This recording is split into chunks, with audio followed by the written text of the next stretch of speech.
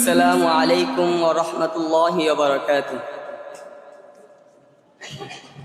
الحمد لله على نعمائه الشاملة وآلائه الكاملة، والصلاة على سيد الأنبياء محمده المصطفى وعلى آله المجتبى.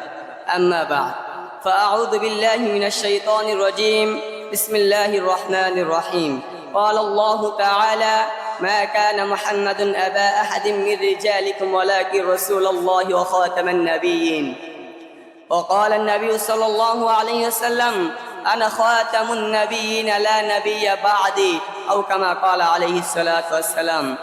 ঐতিহ্যবাহী বিদ্যাপীঠ কাসিমুল উলুম মাদ্রাসা কর্তৃক সাংস্কৃতিক অনুষ্ঠানের সম্মানিত সভাপতি ও সুদক্ষ পরিচালক ও বিজ্ঞ বিচারক মণ্ডলী ও আমার সামনে বাংলা দূর দূরান্ত থেকে আগত ইলাহি অন্বেষণে লিপ্ত একজাক তরুণ কাফেলা, সকলকে জানাই আন্তরিক শুভেচ্ছা ও মুবারকবাদ। প্রিয় উপস্থিতি, আজকে আমার বিষয়বস্তু হচ্ছে ইসলামের দৃষ্টিতে খতমে নবুয়ত। আল্লাহ চাহে তো উক্ত বিষয়ের উপর কিঞ্চিত পরিমাণ আলোকপাত করা পড়াছিলাম ইনশাআল্লাহ। প্রিয় উপস্থিতি, মহান আল্লাহ তাআলা এই পৃথিবী সৃষ্টি করার পর থেকে মানব জাতিকে হেদায়েতের পথে পরিচালনা করার জন্য হযরত আদম আলাইহিস সালাম থেকে আমাদের নবী হযরত মুহাম্মদ সাল্লাল্লাহু আলাইহি ওয়াসাল্লাম পর্যন্ত অসংখ্য অগণিত নবী রাসূল প্রেরণ করেছেন এবং এই নবুয়ত দ্বারা আমাদের নবী হযরত মুহাম্মদ সাল্লাল্লাহু আলাইহি ওয়াসাল্লাম এর মাধ্যমে সমাপ্ত করেছেন, যার কারণে আগত কিয়ামত পর্যন্ত আর কোনো নবী বা রাসূল আসবে না।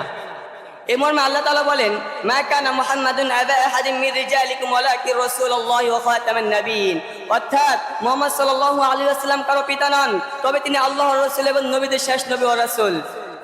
এবং রাসূল সাল্লাল্লাহু আলাইহি ওয়াসাল্লাম বলেন: আনা খাতামুন নাবিয়্যিন লা নাবিয়্যা বা'দি, আমি শেষ নবী, আমার পর কোনো নবী বা রাসূল আসবে না। তিনি আরো বলেন: ইন্না রিসালাতা ওয়ান নুবুওয়াতা ক্বাদ ইনকাতা ফালা রাসূলা বা'দি ওয়ালা নবী, নিশ্চয় রিসালাত ও নবুয়ত বন্ধ হয়ে গেছে এবং আমি শেষ নবী, আমার পর কোনো নবী নেই। এইভাবে 100টি আয়াত ও 200টি হাদিস দ্বারা খতমুল নবুয়ত স্পষ্ট থাকা সত্ত্বেও বিশ্ববিখ্যাত কাদিয়ানী মির্জা গোলাম আহমদ কাদিয়ানী সে নিজেকে নবী দাবি করে।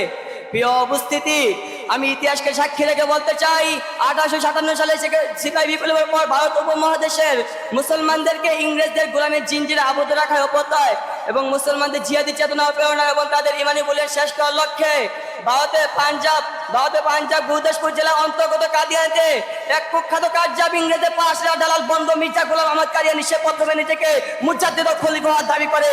এরপর এক দফায় গিয়ে সে নিজেকে মাহদী, মুনতাজর, প্রতিষ্ঠিত মাহদী, এমনকি সরাসরি নবুয়ত দাবি করে বসে। শুধু তাই নয়, সে আমাদের প্রিয় নবী হযরত মুহাম্মদ সাল্লাল্লাহু আলাইহি ওয়াসাল্লাম থেকে শ্রেষ্ঠ হওয়ার দাবি করে। নাউযুবিল্লাহ। এইভাবে সে একটি নয়, দুটি নয়, 10টি নয়, 50টির বেশি মিথ্যা নবুয়ত দাবি করে। প্রিয় সুধী, তার এই বন্ধ দাবি ও মিথ্যা দাবি যেমন জঘন্য, ঠিক তেমনি ভাবে তাদের আকীদা আরো বেশি জঘন্য।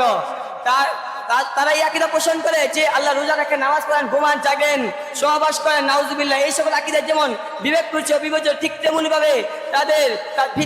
ভাবে কুরআন ও হাদিসের সরাসরি বিরোধিতা। তাদের আকীদা ইসলাম ও মুসলমানদের আকীদার সাথে সরাসরি বিরোধিতা। তাদের আকীদা কুফর আকীদা, তারা কখনো মুসলমান হতে পারে না। প্রিয় উপস্থিতি, আসলে আমরা জেনে নেই ইতিপূর্বে যারা মিথ্যা নবুয়ত দাবি করেছিল তাদের কি পরিণত হয়েছিল। হযরত মুহাম্মদ সাল্লাল্লাহু আলাইহি ওয়াসাল্লামের জামানায় আসওয়াদ আনাসি যখন মিথ্যা নবুয়ত দাবি করে, হযরত মুহাম্মদ সাল্লাল্লাহু আলাইহি ওয়াসাল্লামের নির্দেশে তাকে হত্যা করে জাহান্নামে পাঠিয়ে দেওয়া হয়। অন্যদিকে হযরত আবু বকর রাদিয়াল্লাহু তাআলা আনহুর জামানায় মুসাইলামাতুল কাযযাবের যখন উৎপাত বেড়ে যায়, হযরত আবু বকর রাদিয়াল্লাহু তাআলা আনহু তার বিরুদ্ধে জিহাদ ঘোষণা করেন, যে যুদ্ধে 1000 সাহাবা কেরামের বিশাল একটি জামাত শাহাদাত বরণ করেন। প্রিয় সুধী, তাকিয়ে দেখুন 1174 সালে যখন পাকিস্তানে কাদিয়ানদের উৎপাত বেড়ে যায়, তখন আতাউল্লাহ শাহ বুখারী রাহমাতুল্লাহি আলাইহির নেতৃত্বে পাকিস্তানের 10,000 যুবকের রক্তের বিনিময়ে পাকিস্তানের সরকারকে এই কাদিয়ানদের কাফের ঘোষণা করতে বাধ্য হয়েছে। প্রিয় সুধী, পরিশেষে আমি বলতে চাই, সাহাবায়ে কেরাম যেভাবে নিজেদের পবিত্র রক্তের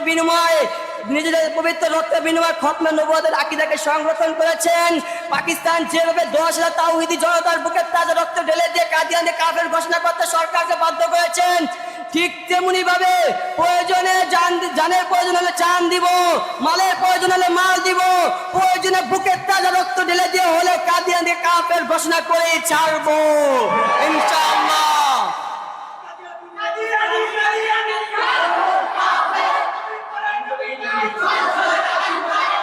ওমা আরসালনা ইল্লাল বালাগ। আসসালামু আলাইকুম ওয়া রাহমাতুল্লাহ।